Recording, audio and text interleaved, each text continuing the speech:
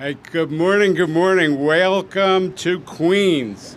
We're excited to be here to celebrate the long-awaited, long-anticipated opening of the Queens Bus Network Redesign. I'm Janno, Lieber, MTA Chair and CEO. I'm here with Demetrius Crichlow. Where's that handsome man? Oh, there you go.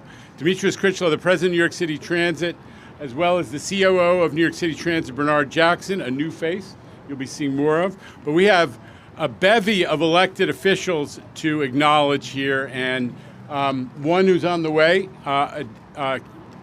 State Senator Leroy, who's chair of the Committee of Jurisdiction over the MTA, and a great friend of the MTA, Khalil Anderson, New York State Assembly member. Thank you for being here. Where's your A-Train hat? Where is that A-Train? I gotta get my A-Train hat. Claire Valdez, New York State Assembly member, also. Selvina Brooks Powers, council member and chair of the Transportation Committee in the New York City Council. And of course, the one and only Donovan Richards, the Queens Borough president, always a friendly host whenever we make it out here. So thank you for all you do and for what all of you do. We've also got the DOT Commissioner, Idanis Rodriguez, is represented by Nicole Garcia. We have other electeds represented as well, and I'm just going to throw out Assemblymember Mamdani, heard of him. He's represented here. We have Assemblymember Clyde Vannell represented, Assemblymember Hindman. U.S. Representative Tom Suozzi is Congressman Tom Suozzi, who's obviously doing business elsewhere, is represented here as well as Assemblymember Raga and Councilmember Schulman. All of them here because this is a serious Queens initiative. But whenever I do all the introductions and all the acknowledgments, I cannot fail to recognize the members of the transit advocacy community. This is something New York's got that almost nowhere else has got. Every place has good government groups. In New York, we have fewer than we used to. What we have is transit advocates, and they really have an impact, and I thank all of you. The Tri-State Transportation Campaign, the NYPIRG, the PCAC, Riders Alliance, I don't know if they're here, but they're well known to all of us, the RPA, all of those folks make a huge difference. So, no secret what brings us together here is after 6 years, COVID had an impact on that schedule, but so did an extraordinary sequence of public meetings and back and forth and interactions with the community. Nearly 300 public outreach events. That's what drove the schedule. 20,000 comments from New Yorkers. We're just 3 days out now from the final launch of the Queens Bus Network Redesign. This is our most ambitious bus redesign network yet, and for a good reason that this is the big one. Queens is the bus borough. In Queens, there are 800,000 daily bus customers. That is one county. That's as big as any other county in the United States, and it's equivalent of filling Citi Field 19 times over. We're talking real numbers of bus riders in Queens. They need fast and frequent service, and they are going to get it with this redesign. It's why we have increased. Here's a punchline that gets overlooked. This isn't just redesign. We are actually pouring money into Queens buses. 35 million more per year, not a one-time project of 35 million. Every year, 35 million more to make sure that we have a better bus system, improved connections, and most important for a lot of people, increased frequencies. They want to see the bus show up more often. It took 6 years, as I said, to come up with a plan, many rounds of outreach, but I'm pretty sure that it was all worthwhile, and we did get it right. It wasn't easy, but this is another theme that I am emphasizing these days. The MTA, this MTA, we're doing the hard stuff. We do the hard work no matter what the noise is, no matter how much snark our friends in internet land want to provide, and we listen to our customers. We listen to the customers as we go about these major changes that are not without complexity, are not without impact to some people, but are for everybody's long-term good. We listen to the riding public. If buses are too slow, we got to find ways to speed them up, whether it's through a redesign like we're doing here, automated camera enforcement. Folks, people are getting the message. The recidivism in automated camera enforcement is down to the low single digits now. Starts out 20%, people get a second ticket, then they get the message and they stay out of the bus lane. They stay out of the bus stop. They don't park, they don't double park in an area where buses can't get by. So we do the bus lanes, we do the redesign, we do, yes, congestion pricing, and our friends from DOT are going to always hear it from me. We love you, but we always want to remind you, we all still want the number and degree and mileage of bus lanes that is closer to what was promised when candidate Eric Adams started talking about buses 4 years ago. We need more bus lanes. I want to thank everyone at the MTA who has worked so hard on this plan. You know who you are, and there are thousands of you, but a few names. Kate Contino, Darian Statham, Lucille Songhai. A few folks know the very shy Lucille Songhai. Evan Bialotsky, Rick Hayduck, Duke, and the entire Queens Redesign team. They did all the work, accumulating the comments, reacting to them, interacting with the community. Countless other folks in the MTA, Government and Community Relations, and the Department of Buses, and our comms team. Where is Shanifa Riera? Never in the spotlight. MTA Chief Customer Officer Shanifa Riera leads that crowd. And also thanking the thousands of folks across MTA who signed up for customer ambassador slots. They are going to be on buses and at bus stops throughout, that started already, and throughout the next weeks to make sure that people get face-to-face communications on what's going on. Now, the reason we need face-to-face, thank you to our firefighters and all of our first responders.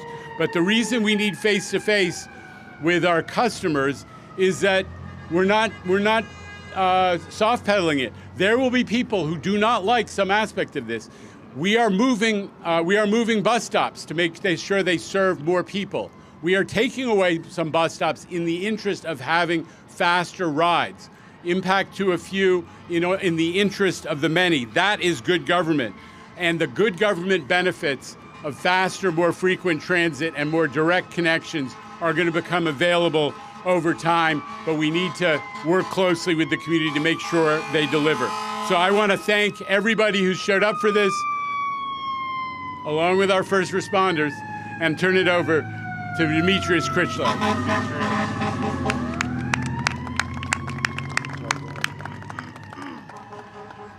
Thank you, Chairman. I want to offer my thanks to the people who helped out today. It's been a great partnership with the Department of Transportation.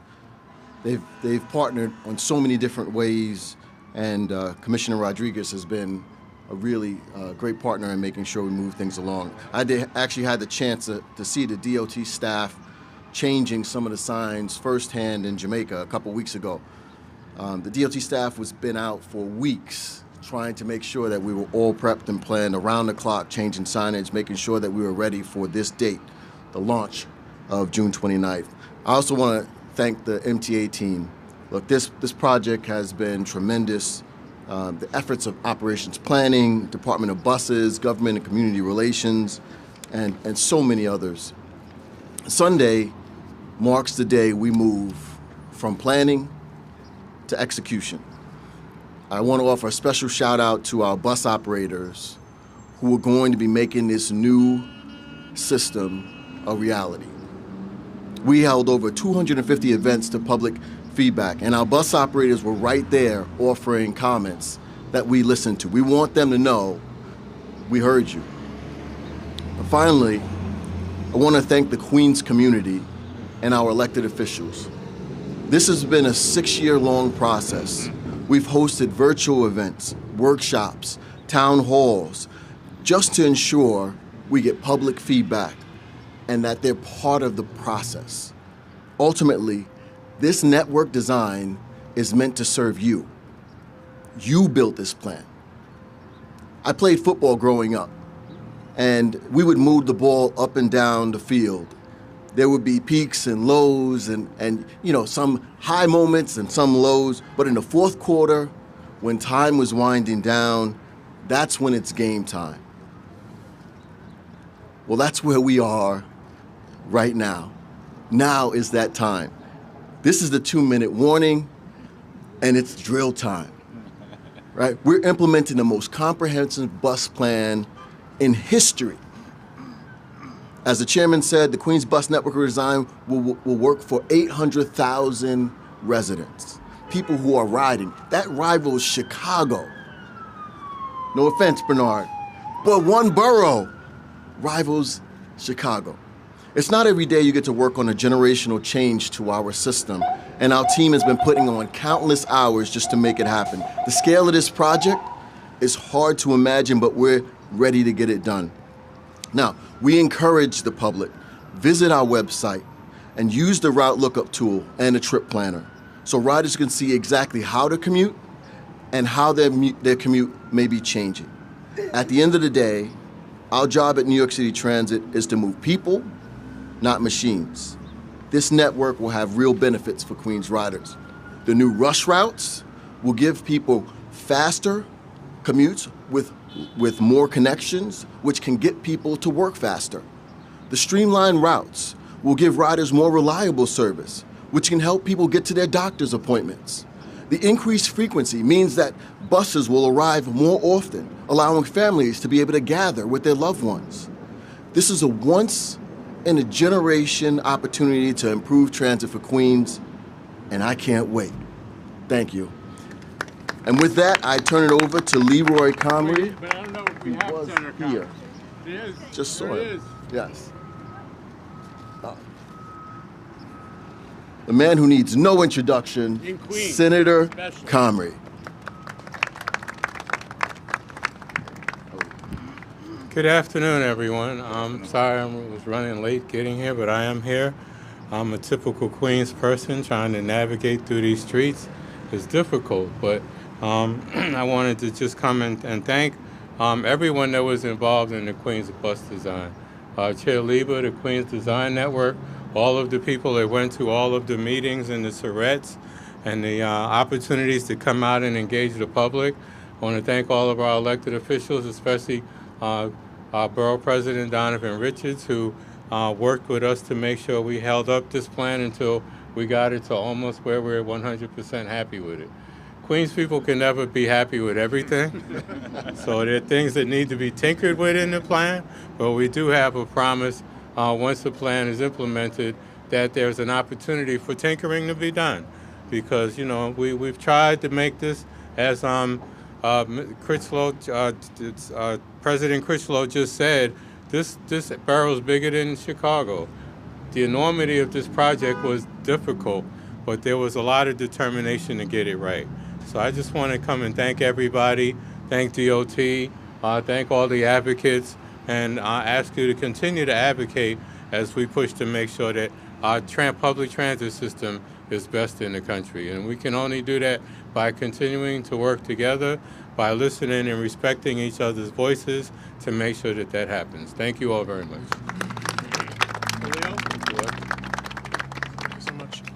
Thank you. Thank you to our partners here at the MTA for making the bus redesign happen, but also to our advocates. Can we just give them one big round of applause? I'm going to do something a little different, too. I want to just take a moment and see if we can all put our hands together for the planners.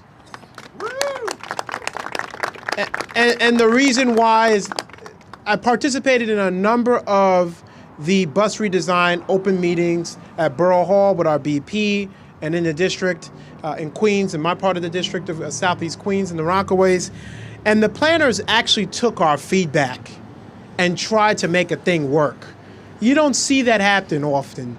So that's why I wanted to give that round of applause to the planners, because that is how we'll make sure that our public transportation is meeting the needs of all New Yorkers and in transit deserts like the ones that I represent. I think the Rockaways is making out in this one here.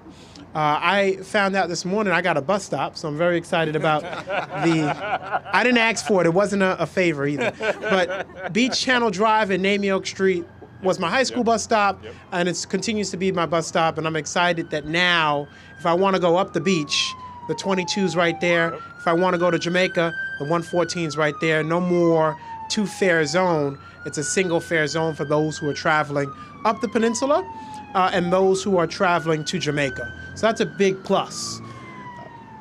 I'm also excited about the Q10 extended bus service, which is a big deal for my colleagues and individuals, family members, and representatives who live in South Ozone Park.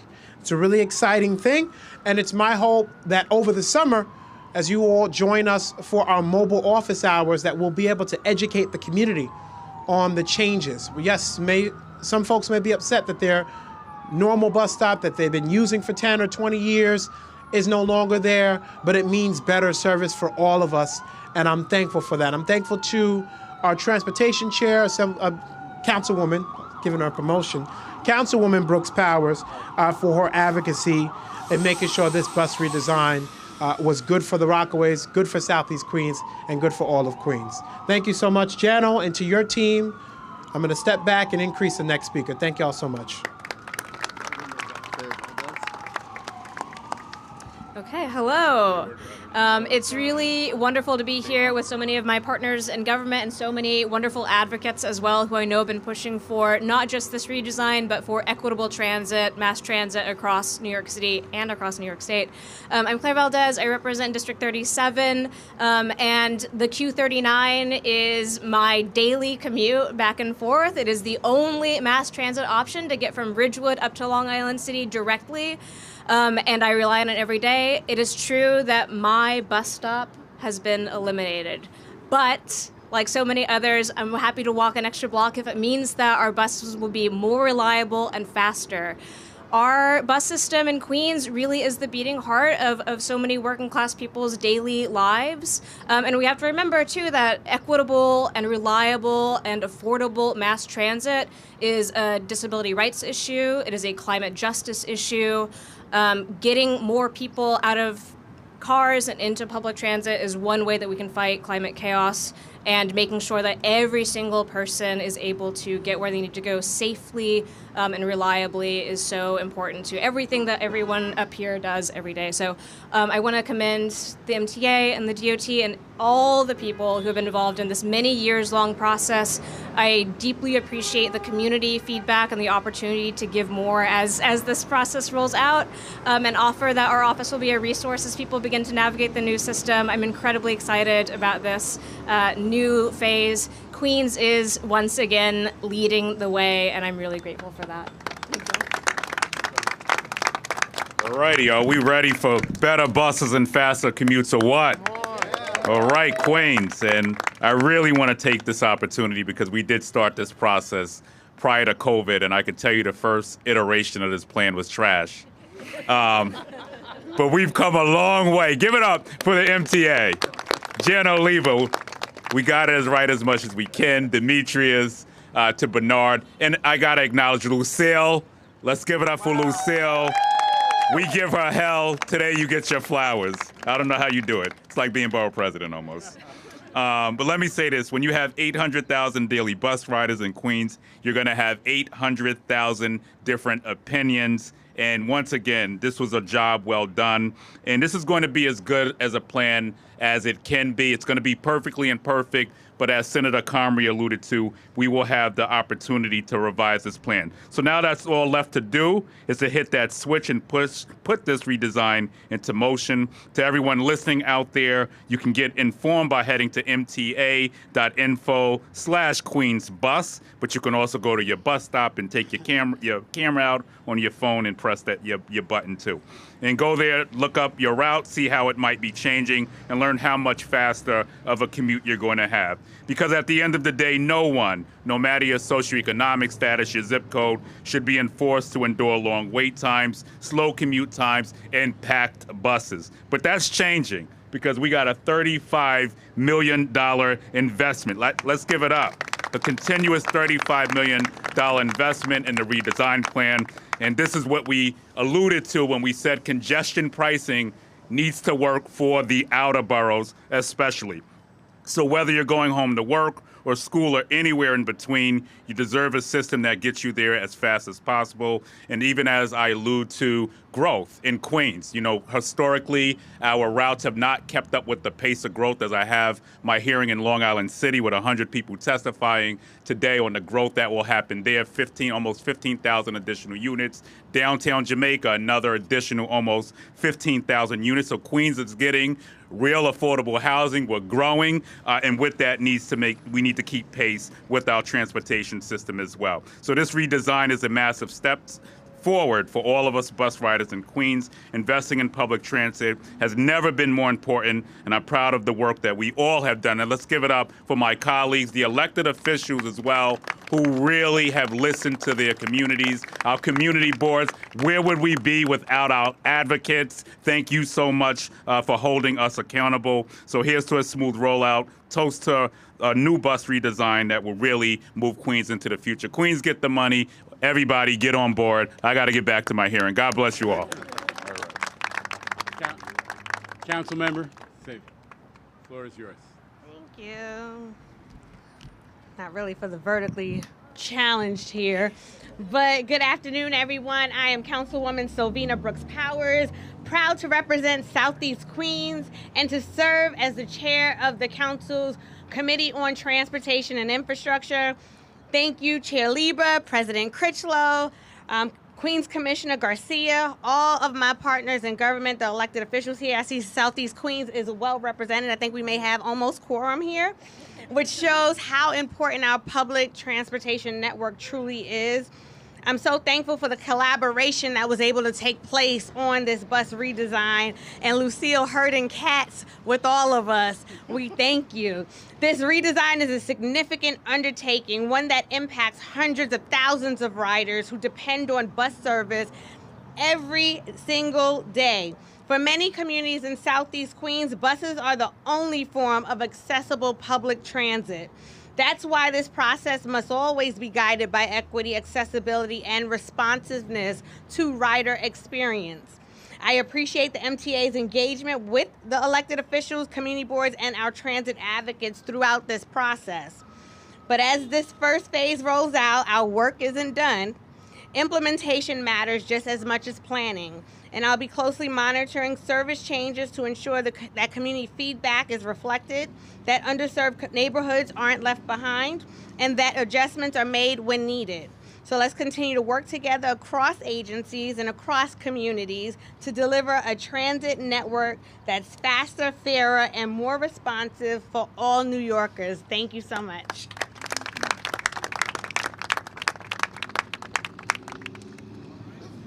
Okay, how long till I get the free bus pass?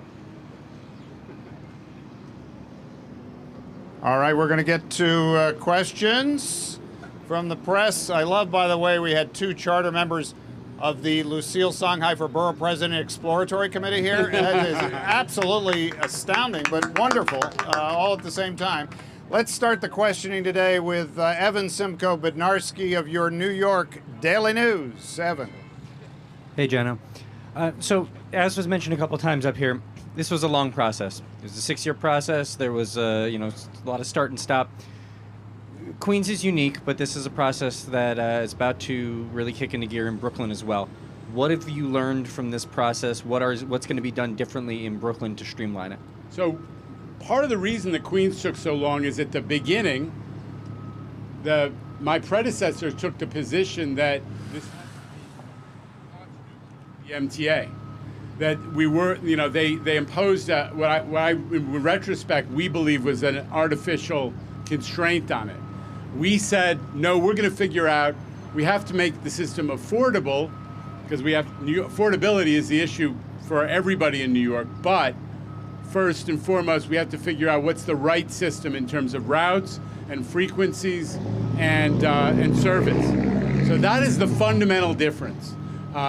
We've learned. I think we have gotten better at the process of interacting. Like we understand, how to conduct both workshops with very technical material and sessions with community boards and regular members of the public, and how to work with planners on all sides, how to work with electeds. I'm hopeful that Brooklyn will go a little bit faster, but just bear in mind that it was really only 3 years since we got this thing started in earnest with the cost unconstrained version that began after COVID started to wind down. All right, let's continue with Samantha Liebman from New York 1. Sam. Speaking of affordability, I just want to come back to the fare hike. And I'm just wondering if you're thinking about... Let me just ask, anything else on topic before we jump the rails? No. Okay, please proceed. Sorry. And elected officials are entitled to run away when we go off topic if they want. But, are you thinking about maybe waiting until OMNY is fully implemented and the Metro card is phased out to actually implement the fare hike, so not so much change is going on all at once, and maybe you figure out some more discounts for OMNY? I've never been called a man of few words, but the answer is yes. We are thinking of eliminating the complexity of trying to do fare changes separate from the big change in our fare payment system that's coming, which is the retirement of the Metro card. So we may not see a fare hike until next year. Well, we have to go through it with our board, and we have to look at the story. But the issue you raised is a real one. All right, on to Stefanos Chen of the New York Times. Hey, Janno. This is a really impressive plan, obviously many years in the making. But the point that $35 million has been invested here, I hear a lot of large numbers about how this plan came together. There is this plan by Zoran Mandamni, who has mentioned the free bus as one of the 10 poles of his campaign for mayor. How might that work? Would the MTA get behind a plan in which you have so many other things going on trying to prevent fare evasion and to make sure that fare box revenue is up? What happens with that plan, and how does it cohere with this? Listen, I think it's premature to talk about the specifics. What I said yesterday, and I really believe it, is the outcome of the election that took place on Tuesday. One major outcome is transit won across the board.